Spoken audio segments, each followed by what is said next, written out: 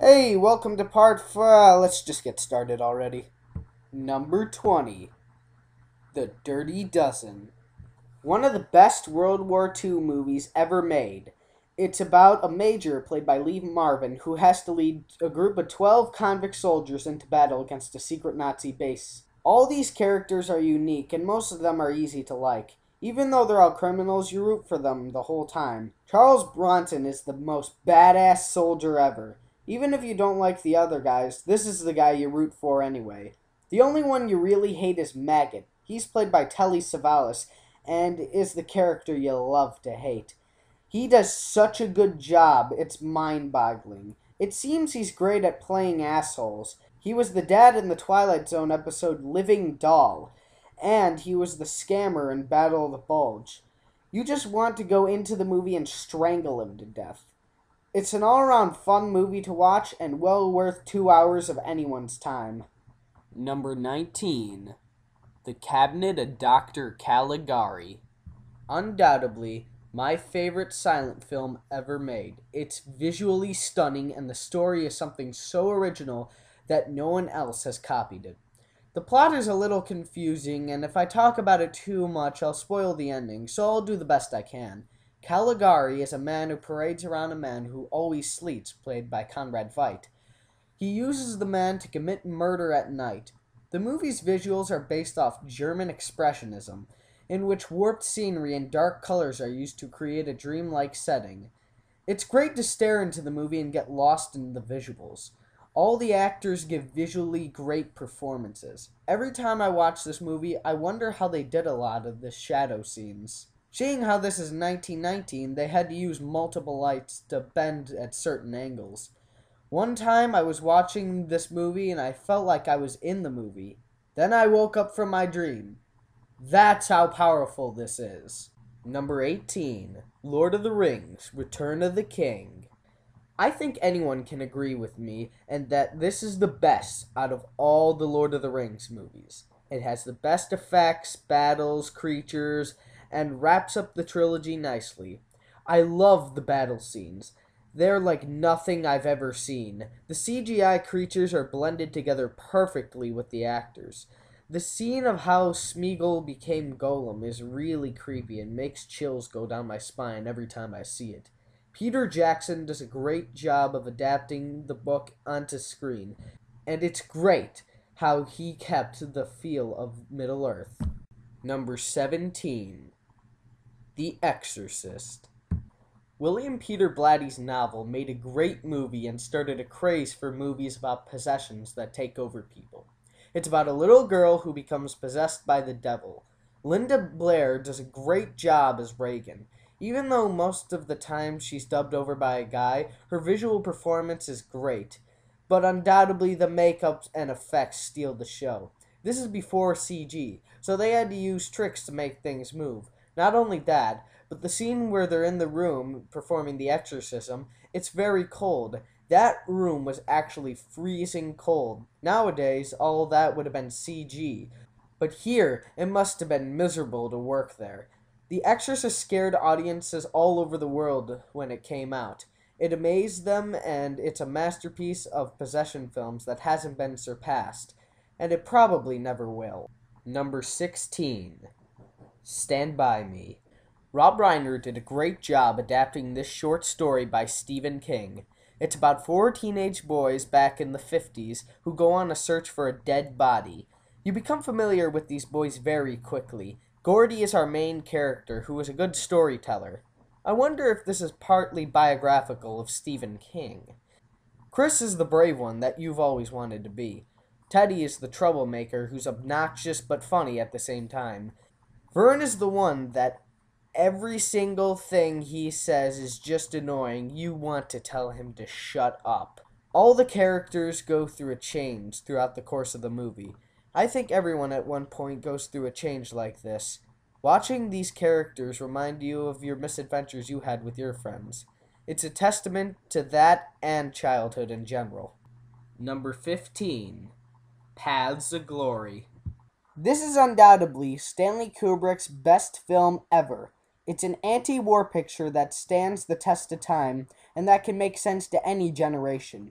It's about Kirk Douglas, who plays a colonel who leads an attack on the anthill. But when the men refuse to advance, some of them are put on trial to represent the whole company because they were cowards in the line of duty.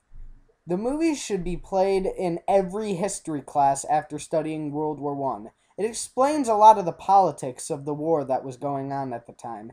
This is Kirk Douglas's best role. He single-handedly carries the movie, and you believe everything that comes out of his mouth.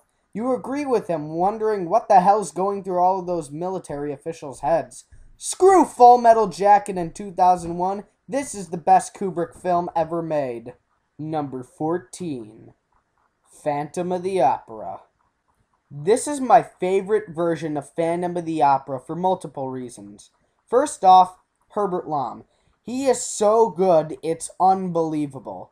Lon Chaney had the cooler makeup and the better visual performance, but Lom has the voice, and whenever he's in the room, chills go down your spine. Look at that mask. Tell me that's not one of the creepiest masks you've ever seen. The one in the Chaney versions looks so stupid to me, and you get to see the makeup halfway through the movie. This one you get to see the makeup in the last 2 minutes.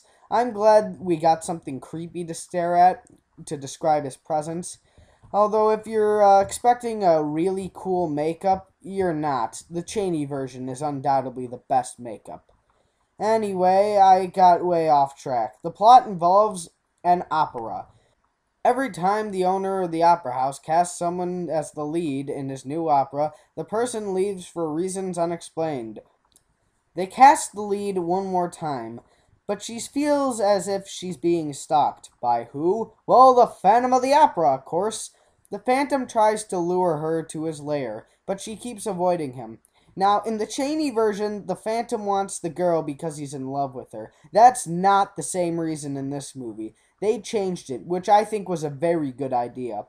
I'd tell you the reason, but it's revealed so late in the movie that if I did, it'd be a spoiler. By the way, the opera owner is played by Michael Gough, the man who played Arthur in the horror of Dracula. Well, this is a Hammer film, so it makes sense. Another interesting note is that the actor Herbert Lom played Inspector Dreyfus in the Pink Panther films. Well, that's all I have to say, besides this is my favorite Hammer film ever made. Number 13. Freaks. Todd Browning's underrated masterpiece of people with abnormalities had to make it on this list. It's just so good. Please note that Todd hired real sideshow performers to act in this film. In other words, no special effects were going on here.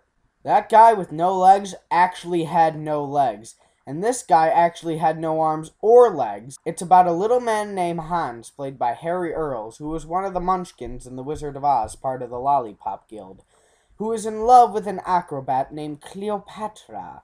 She finds out that Hans will inherit a lot of money and decides to like him enough so that he'll marry her. But she really wants to take the money and run off with the circus of strongman Hercules. The story may not sound that original, but it's the sideshow performers that steal the show. Most of the time they're on camera, they're just being themselves, showing off their talent. Like this guy lighting a cigarette. People call this movie a horror film, but it's really not. It's a drama between normal people and people who are ridiculed for their differences.